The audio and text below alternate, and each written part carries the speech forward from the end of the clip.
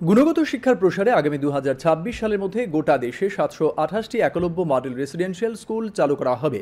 বর্তমানে 440টি স্কুল চালু আছে, জানিয়েছেন কেন্দ্রীয় জনজাতি কল্যাণমন্ত্রী জুয়েল ওরাম। আগামী 2047 সালের মধ্যে বিকশিত ভারত গড়তে শিক্ষক শিক্ষার্থী সবাইকে এগিয়ে আসারও আহ্বান জানান তিনি। ঊনকোটি জেলার কুমারঘাট একলব্য মডেল রেসিডেন্সিয়াল স্কুলে আজ অনুষ্ঠানে ভাষণ দিচ্ছিলেন তিনি। ছাত্রছাত্রীদের নিয়মিত খেলাধুলা ও শরীর চর্চা করারও পরামর্শ দেন কেন্দ্রীয় মন্ত্রী।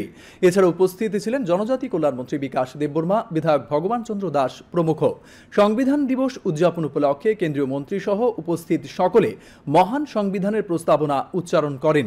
তিনি বিদ্যালয়ের বিভিন্ন শ্রেণীকক্ষ, পরীক্ষাগার, কম্পিউটার রুম ঘুরে দেখেন।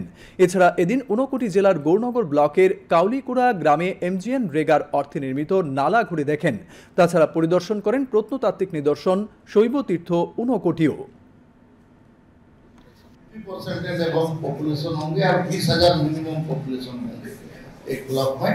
उस ट्राइबल ब्लॉक में एक एकलव्य मॉडल रेसिडेंशियल स्कूल बनाया जाएगा, तो वो बनना चालू हुआ है। ये 728 बनने का टारगेट है। अभी सब 440-45 हम लोग का फंक्शनल है, बाकी सब।